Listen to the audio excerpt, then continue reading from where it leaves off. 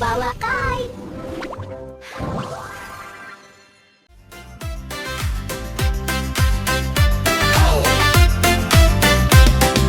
Таң аттыдан нұр шашты, ауламызға күн қонды.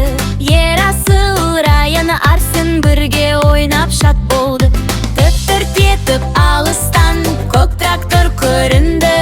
Егем берді атамен, саяхат басталды. Көк трактормен жол алды, кең далада